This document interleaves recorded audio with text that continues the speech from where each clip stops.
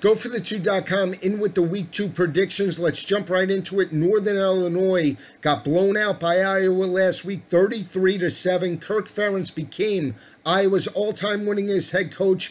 Iowa did it on both sides of the ball, physical offensive line, physical defensive line, and held Northern Illinois in check offensively. Iowa pounded the rock for 209 yards on the ground and held that offense by the Huskies in check. Only 101 rushing yards on the ground, only 110 passing yards through the air, and more importantly, only 25% on third down conversions, 3 of 12 in that ball game. Northern Illinois comes back home to face a high-powered, up-tempo offense in Utah that dominated Weber State last week at home. They put up 319 passing yards through the air and 268 yards on the ground, with Zach Moss pounding the rock for 150 yards on that Weber State defense. But this is a different type of offense in Utah in terms of being able to wear down teams. 2 years ago, they had the same type of offense of Iowa, but now they're more of a spread type of offense that wants to spread out defenses and attack them vertically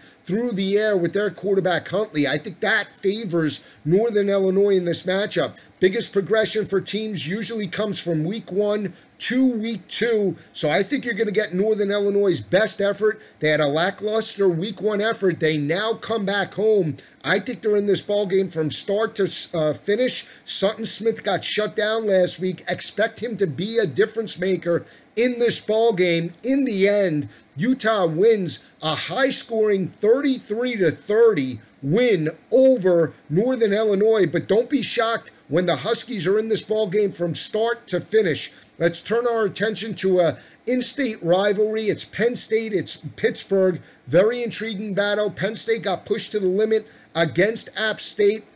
You look at Zach Thomas and that offense for App State. He passed for 270 yards through the air against that Penn State defense. That was a very impressive effort. You look at Trace McSorley. He matched score for score. He passed for 230 yards through the air. You look at that offense for Penn State. They rushed for 204 yards on the ground. Miles Sanders added 91 rushing yards, 2 rushing touchdowns. I think that's the difference that you're going to see play out in this ballgame when you look at Pittsburgh overall. Pittsburgh dominated Albany State.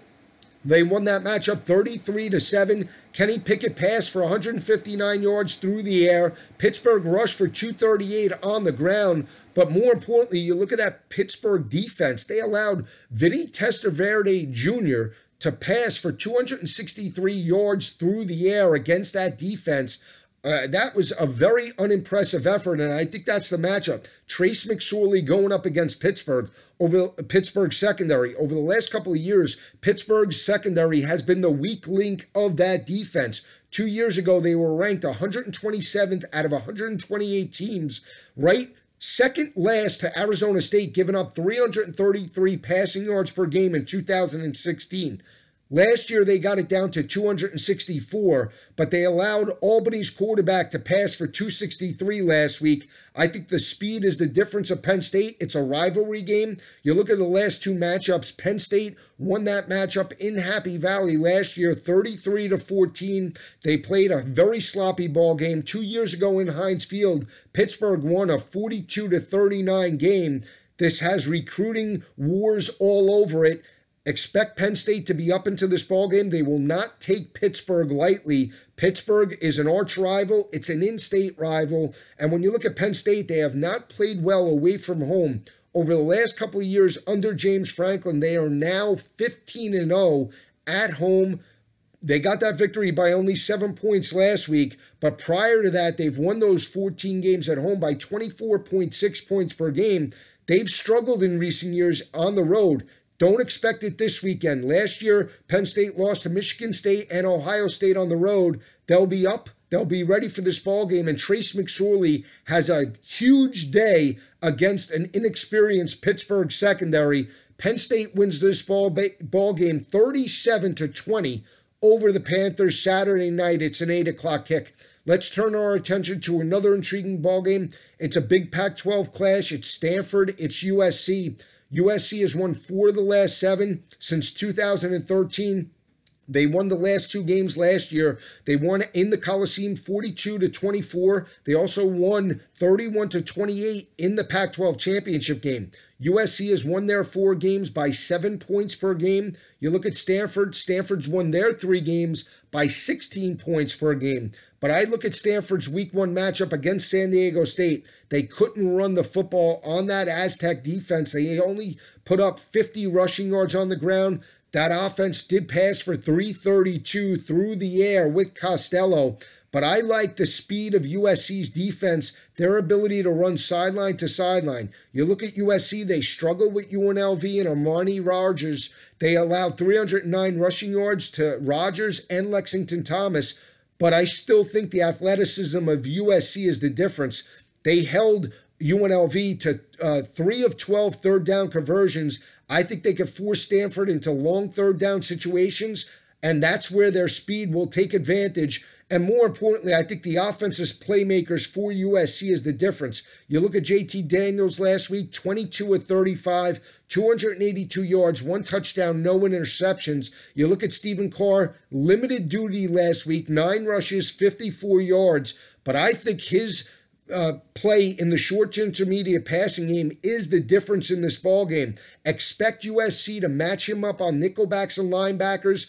I think you're going to get USC's best effort, and more importantly, look for Stephen Carter to overshadow Bryce Love in this ball game. I think USC wins a 33-23 win over the Cardinal. I'm not sold on Stanford's secondary, and I think that's the matchup that you look for USC to exploit. Look for them to run a little bit of an up-tempo.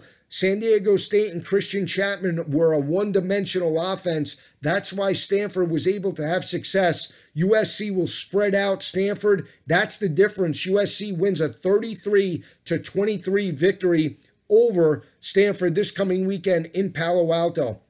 Another intriguing battle is Virginia and Indiana. You look at Indiana, they picked up a 10-point win over FIU. They struggled early on, but they made plays when they had to. I look at this breakdown.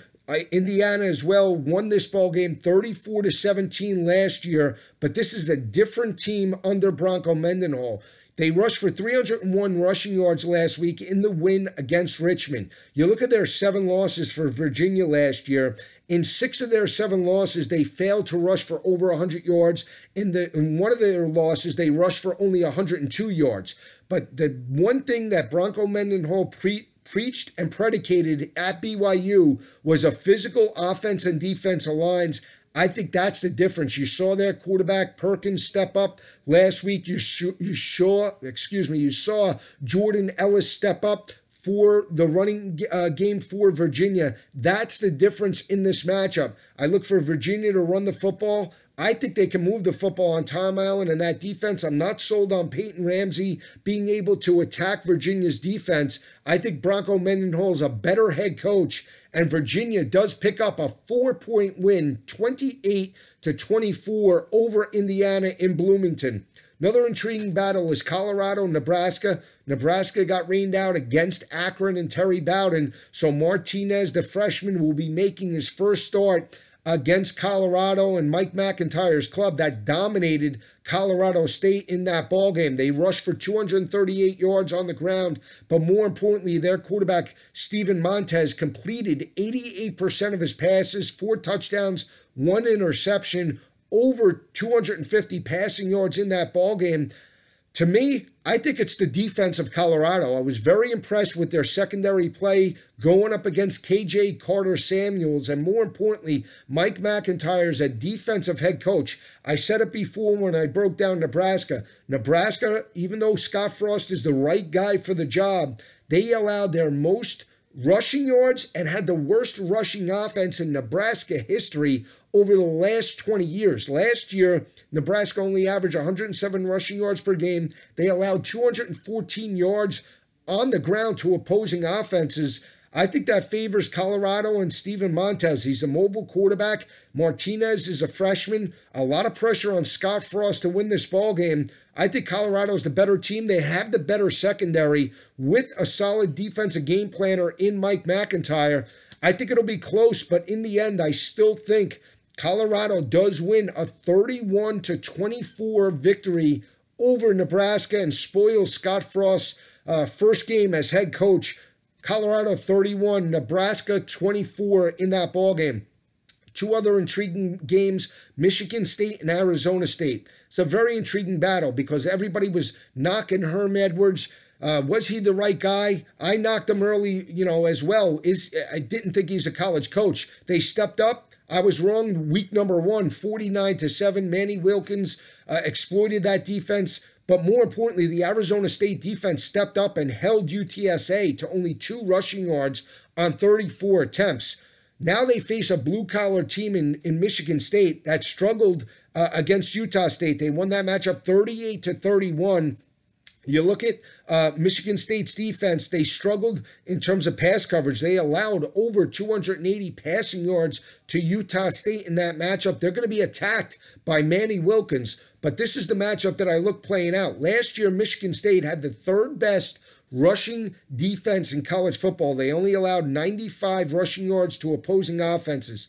They still held Utah State to only 28 rushing yards in that ballgame. And when you look at the MO of Arizona State, last year they struggled against big, physical offensive lines that can wear them down at the point of attack. You look at that matchup against San Diego State, they allowed 279 rushing yards to San Diego State. They lost that ballgame. They allowed 331 rushing yards to Stanford. They lost that ballgame. They allowed 341 rushing yards to USC. They lost that ballgame, and they're going to face a very physical, heavy Big Ten offensive line with L.J. Scott. I think Michigan State has a significant advantage on the offense and defensive lines, and more importantly, does have the better head coach, at least at the collegiate level, in Mark D'Antonio. He'll have his team ready. It's a cross-country trip. I don't think it matters. They have the better quarterback, in my opinion, in Lewerke. He's a mobile guy. I think Michigan State dominates this matchup 37-20 over Arizona State. Another intriguing battle is Boise State and UConn. You look at Boise State dominating 56-20 win over Troy. They now come back home to face an anemic offense in UConn, led by Randy Edsall. A lot of pressure on Randy Edsall. They got blown out by UCF last week. They allowed Mackenzie Milton to step up, 5 touchdown passes.